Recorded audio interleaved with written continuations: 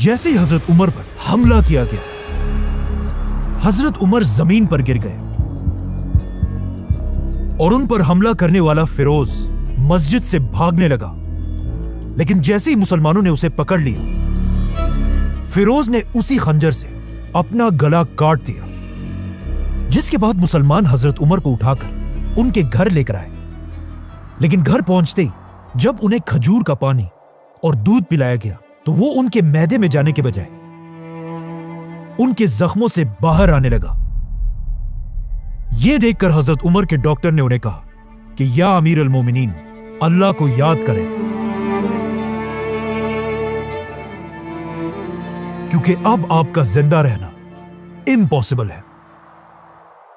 اب جب حضرت عمر نے اپنے ہی موت کی خبر سنی تو وہ اس سوچ میں پڑ گئے کہ مسلمانوں کی اس خلافت، جو دنیا کی سب سے بڑی سپر پاور تھی، کا نیا خلیفہ کون ہوگا۔ تو اب حضرت عمر سے ان کے منسٹرز، جنرلز اور بڑے بڑے صحابہ آ کر ملنے لگے اور سب مل کر حضرت عمر کو اسلام کے تیسرے خلیفہ کے بارے میں اپنی رائے دینے لگے۔ تو سب سے پہلے ایک آدمی نے حضرت عمر کو اپنی رائے دی کہ یا امیر المومنین، آپ دنیا کے اتنے بڑے خلیفہ ہیں اور دنیا کا رواج یہ ہے کہ ہر بڑے بادشاہ کے بعد اسی کا بیٹا بادشاہ بنتا ہے، تو اب آپ بھی اپنے بعد اپنے بیٹے عبداللہ بن عمر کو مسلمانوں کا نیا خلیفہ بنائیں۔ یہ سن کر حضرت عمر نے اسے دیکھا اور کہا، اللہ تمہیں تباہ کرے، افسوس ہے تمہاری اس سوچ پر۔ میں نے اپنی پوری زندگی میں کبھی بھی یہ نہیں چاہا کہ مسلمانوں کی خلافت میرے خاندان کو ملے، کیونکہ حضرت عمر یہ نہیں چاہتے تھے کہ مسلمانوں کی خلافت بھی رومن اور پرشین امپائر کے بادشاہوں کی طرح صرف ایک خاندان کے کنٹرول میں رہے۔ اب جب حضرت عمر نے سب کے سامنے اپنے بیٹے کو خلافت سے دور کر دیا تھا تو مدینہ کے سارے لوگ حیران تھے کہ آخر حضرت عمر کس کو خلیفہ نومینیٹ کریں گے۔ فائنلی حضرت عمر نے اپنے بیٹے کو پاس بلایا اور اسے کہا، لکھو، میں اپنے بعد صرف 6 لوگوں کو مسلمانوں کا خلیفہ بننے کے قابل سمجھتا ہوں۔ یہ 6 صحابہ کوئی عام لوگ نہیں تھے، بلکہ ان سب کا تعلق ان 10 لوگوں سے تھا جنہیں رسول اللہ صلی اللہ علیہ وسلم نے اپنی زندگی میں جنت کی خوشخبری سنائی تھی، جنہیں عشرہ مبشرہ 10 بلیس صحابہ کہا جاتا ہے۔ لیکن اب مسئلہ یہ تھا کہ ان 10 صحابہ میں ایک تو حضرت عمر خود تھے اور 2 صحابہ ان سے پہلے ہی فوت ہو چکے تھے، اور 7 صحابہ ایسے تھے جو اب بھی زندہ تھے۔ تو حضرت عمر نے ان 7 صحابہ میں سے 6 کو خلافت کے لیے نومینیٹ کیا اور صرف ایک کو باہر رکھا، کیونکہ اس صحابی کا نام سعید بن زید تھا، اور یہ حضرت عمر کے کزن اور انہی کے قبیلے سے تھا۔ مطلب حضرت عمر اگین یہ نہیں چاہتے تھے کہ خلافت کسی ایک خاندان کے کنٹرول میں آئے، چاہے وہ خاندان ان کا اپنا ہی کیوں نہ ہو۔ ساتھ ہی حضرت عمر نے یہ آرڈر بھی دیا کہ میرے بیٹے عبداللہ بن عمر کو بھی خلافت کے اس فیصلے میں شامل کیا جائے، لیکن اسے مسلمانوں کا خلیفہ بننے کی اجازت نہیں۔ حضرت عمر نے وفات سے پہلے مسلمانوں کو کلیئر آرڈرز دیے تھے کہ مجھے دفنانے کے فوراً بعد ان 6 صحابہ کو مدینہ کے ایک گھر میں بند کر دیا جائے تاکہ یہ خلیفہ کا فیصلہ کر سکے، جس کے بعد ان کے پاس صرف 3 دن کا ٹائم ہوگا کہ یہ لوگ آپس میں ڈیسائیڈ کر کے کسی ایک کو مسلمانوں کا تیسرا خلیفہ بنائیں، اور ساتھ ہی 50 لوگوں کو تلواروں کے ساتھ اس گھر کے باہر ان کی حفاظت کے لیے کھڑا کیا جائے۔ ایسا حضرت عمر نے اس لیے بھی کیا کہ ان 6 لوگوں میں سے کوئی بھی خلیفہ کے اس الیکشن کے دوران اپنے قبیلے کے لوگوں سے نہ مل سکے، تاکہ وہ ان کے ذہنوں میں ادھر ادھر کی باتیں نہ ڈالیں اور یہ خود اپنی مرضی سے فیصلہ کریں۔ اور پھر حضرت عمر نے اپنا آخری حکم دیا کہ جب یہ 6 صحابہ کسی ایک کو خلیفہ بنا دیں، اس کے بعد ہر آدمی کو یہ فیصلہ ماننا ہوگا، اور جو نہ مانے اس کا سر کاٹ دیا جائے۔ اس طرح حضرت عمر نے مسلمانوں کی تاریخ کے پہلے الیکشنز کا سسٹم بنایا، اور صرف مسلمانوں کی نہیں बल्कि ये दुनिया के सबसे पहले इलेक्शंस में से एक था। तो अब ये सब करने के बाद हजरत उमर ने आने वाले नए खलीफा को अपनी आखिरी एडवाइस दी। ए मुसलमानों के नए खलीफा, हमेशा अल्लाह से डरते रहना, मुहाजिरीन और अंसार का खास ख्याल रखना, तुम्हारी खिलाफत में रहने वाले नॉन मुस्लिम्स की ऐसी हिफाजत करना जैसे तुम अपने मुसलमान भाइयों की करते हो, और याद रखना कभी भी अपने खानदान के लोगों को मुसलमानों की गर्दनों पर सवार मत करना। नाउ जैसे ही हजरत उमर को दफनाया गया, ये 6 सहाबा मदीना के एक घर में जमा हुए और हजरत उमर के ऑर्डर्स के मुताबिक इस्लाम के तीसरे खलीफा का फैसला करने लगे। अब अगर इन 6 सहाबा की लाइफ्स को गौर से देखा जाए तो इनमें से 3 सहाबा ऐसे थे जो हजरत उमर के दौर में फौजी जनरल्स थे और बाकी 3 ऐसे थे जो सिविलियंस थे। तो जैसे ही वोटिंग शुरू हुई, इन 3 फौजी सहाबा ने अपने आप को खिलाफत की रेस से बाहर कर दिया और अपना वोट बाकी 3 सिविलियन सहाबा को दिया, जिसमें सबसे पहले जुबैर रज़ियल्लाहु तआला अन्हु ने अपना वोट हजरत अली रज़ियल्लाहु तआला अन्हु को दिया। हजरत तल्हा ने अपना वोट उस्मान रज़ियल्लाहु तआला अन्हु को दिया और साद बिन अबी वक्कास रज़ियल्लाहु तआला अन्हु ने अपना वोट अब्दुर्रहमान बिन औफ को दिया।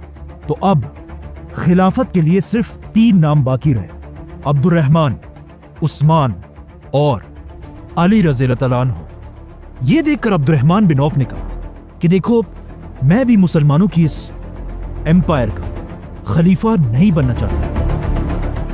जिसके बाद ऑफ कोर्स खिलाफत के लिए सिर्फ 2 नाम बाकी रहे, उस्मान और अली।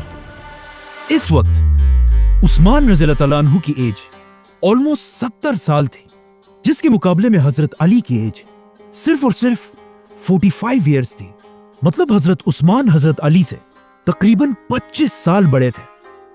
और इन दोनों में मुसलमानों का खलीफा कौन होगा, यह फैसला हजरत अब्दुर्रहमान बिन औफ ने करना था, क्योंकि उन्होंने अभी तक अपना वोट किसी को नहीं दिया था। अब जब मुसलमानों का नया खलीफा चूज करने की सारी ताकत अब्दुर्रहमान बिन औफ के हाथ में थी, जो एक बहुत बड़ी जिम्मेदारी थी, तो अब इसका फैसला करने से पहले अब्दुर्रहमान बिन औफ रज़ियल्लाहु तआला अन्हु मदीना के बड़े बड़े सहाबा के पास गए और उनसे उनकी राय पूछी।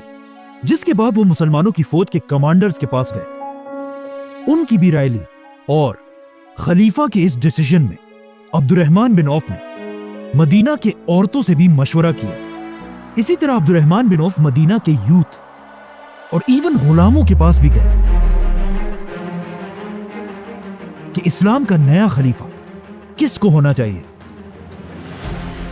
तो अब इन सब लोगों से मिलने के बाद अब्दुर्रहमान बिन औफ को यह बात कंफर्म हो चुकी थी कि पूरे अरब में हजरत उस्मान और अली रज़ियल्लाहु तआला अन्हु से ज्यादा कोई भी खिलाफत का हकदार नहीं है।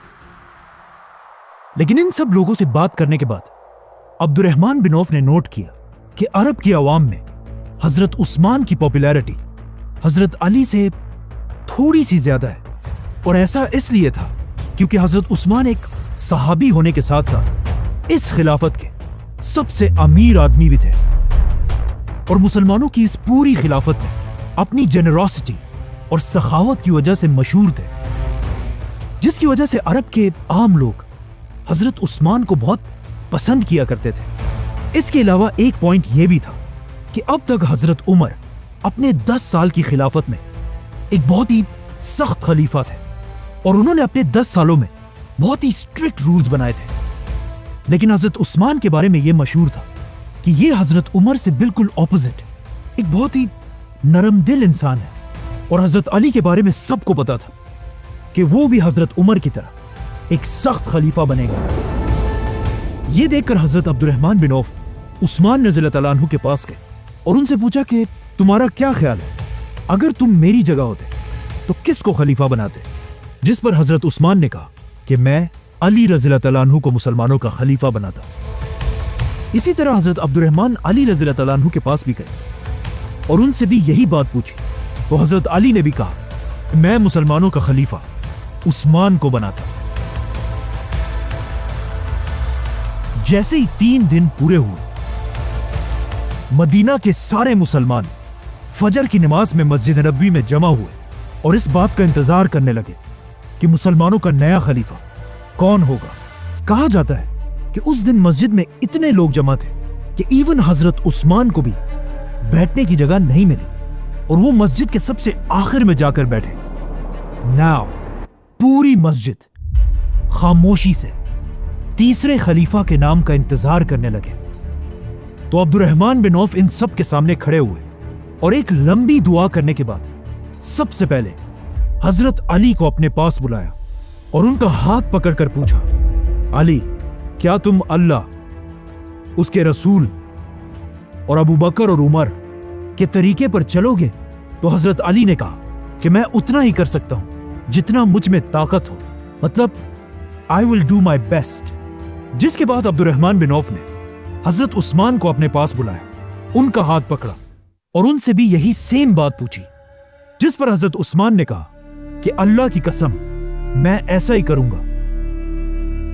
आखिर अब्दुर्रहमान बिन औफ ने अपने हाथ उठाए, आसमान की तरफ देखा और कहा, या अल्लाह, खिलाफत की जो जिम्मेदारी आपने मेरे ऊपर डाली थी उसे मैं आज उस्मान के हवाले करता हूं और यही मुसलमानों का नया खलीफा होगा। यह सुनकर सबसे पहले हजरत अली ने उस्मान रज़ी अल्लाह तआला अन्हु के हाथ पर बैत की, जिसके बाद मस्जिद में बैठे सारे लोग हजरत उस्मान के पास आकर उनके हाथ पर बैत करने लगे। तो हजरत उस्मान मस्जिद नबवी में रसूलुल्लाह सल्लल्लाहु अलैहि वसल्लम के मिंबर पर चढ़े और अपनी खिलाफत की पहली स्पीच की, जिसमें उन्होंने लोगों को दुनिया की मोहब्बत छोड़कर आखिरत की जिंदगी की तैयारी करने का हुक्म दिया। ऑलमोस्ट 70 साल की उम्र में खलीफा बनने के बाद हजरत उस्मान ने अपना सबसे पहला हुक्म यह दिया कि मुसलमानों की इस खिलाफत की पूरी फौज और गवर्नमेंट ऑफिसर्स की तनख्वाहों को बढ़ा दिया जाए। और फिर मदीना से हजरत उस्मान ने सारे गवर्नर्स की तरफ लेटर्स भेजे, कूफा, बसरा, दमश्क, अलेक्जेंड्रिया। इन लेटर्स में हजरत उस्मान ने क्लियर ऑर्डर दिया था कि हजरत उमर तो दुनिया से चले गए हैं, लेकिन मुसलमानों की यह खिलाफत अब भी उसी तरह चलेगी जैसे हजरत उमर के दौर में थी। अब जैसे ये लेटर्स मदीना से इन गवर्नर तक पहुंचे तो वो सब इन लेटर्स को पढ़कर हैरान रह गए, क्योंकि पहली बार ये लेटर्स खलीफा उमर बिन खत्ताब की तरफ से नहीं बल्कि अमीरुल मोमिनीन उस्मान बिन अफ़ान की तरफ से थे। और इस तरह इस्लाम का एक नया दौर शुरू हुआ, खिलाफत ऑफ उस्मान रज़ियल्लाहु अन्हु। सब्सक्राइब।